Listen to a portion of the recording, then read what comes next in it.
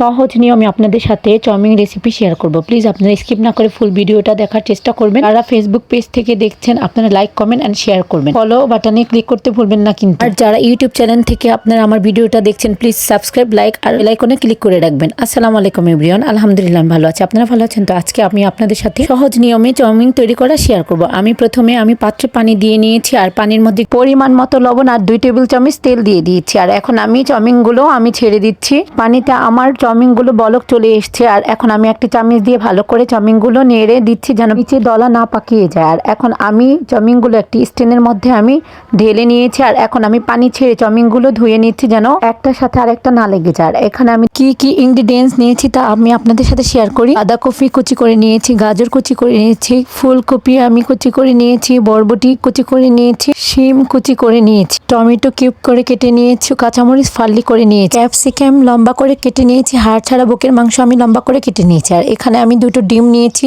আমি ডিম 2টো ভেঙে নিচ্ছি। আর আদা গোলমরিচের গুঁড়ো 1 টেবিল চামচ, স্বাদ মতো লবণ দিয়ে আমি ভালো করে একটি কাঁটা চামচ দিয়ে ভালো করে ব্লেন্ড করে নিয়েছি। আর এখন আমি ফ্রাই প্যানটা গরম হয়ে গেছে, আমি একটু পরিমাণে তেল দিয়ে আমি ডিমগুলো ছেড়ে দিয়ে ঝুড়ি ঝুড়ি করে ভেজে উঠিয়ে নিয়েছি। আর এখন আমি ফ্রাই প্যানে আরেকটু তেল দিয়ে আমি প্রথম গাজরটা একটু ভেজে নিচ্ছি, এরপরে আমি ফুলকপিটা ভেজে নিচ্ছি। আর আমি ফুলকপি আর গাজরটা ভালো করে ভেজে নিচ্ছি। আর এখন আমি মাংসটা মশলা দিয়ে মাখিয়ে ম্যারিনেট করে নিব। আর এখন আমি প্রথমেই মরিচের গুঁড়ো দিয়ে দিচ্ছি, আদা রসুন পেস্ট দিয়ে দিচ্ছি, ধনিয়ার গুঁড়ো দিয়ে দিই, মরিচের গুঁড়ো দিয়ে দিচ্ছি, স্বাদ মতো লবণ দিয়ে আমি ভালো করে মিক্স দিয়ে মাখিয়ে নিচ্ছি। আর এখন আমার গাজর আর ফুলকপি ভাজাটা হয়ে গেছে, আমি একটি পাত্রতে উঠিয়ে নিচ্ছি। এবার আমি দিয়ে দিচ্ছি ফ্রাই প্যানে মুরগির মাংসটা আমি ভেজে নিচ্ছি। আর এবার আমি চামচ দিয়ে ভালো করে একটু নেড়ে দিচ্ছি। আর এখানে কোনো পানি দিতে হবে না, এই তেলের মধ্যে আমার মুরগিটা ভাজা হয়ে যাবে। আর প্রায় আমার মুরগিটা ভাজা হয়ে গেছে। এখন আমি একটি চামচের স্ট্যান্ড দিয়ে আমি সবগুলো মুরগির মাংস তেল ঝরিয়ে একটি পাত্রতে উঠিয়ে নিই। আমার কোনো নেক্সটে কোনো তেল দিতে হয়নি, ওই তেলের মধ্যে আমি পেঁয়াজগুলো ভালো করে ভেজে নিচ্ছি। এখন আমি শিম কুচিগুলো দিয়ে আমি ভালো করে ভেজে নিচ্ছি। এখন টমেটো কুচি আমি শিমের উপরে দিয়ে আমি ভালো করে টমেটোগুলো ভেজে নিব। আমি এখন দিয়ে দিচ্ছি বরবটিগুলো দিয়ে দিচ্ছি, বরবটিগুলো আমি ভালো করে আবারও তেল দিয়ে আমি ভেজে নিচ্ছি।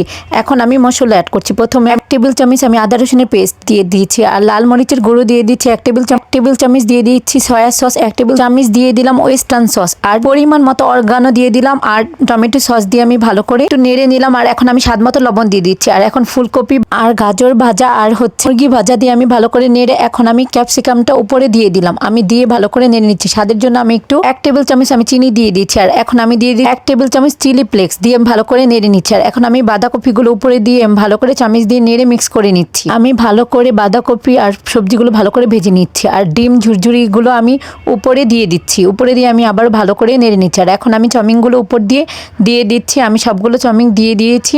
এখন একটি চামচ দিয়ে আমি ভালো করে মিক্স করে নিচ্ছি।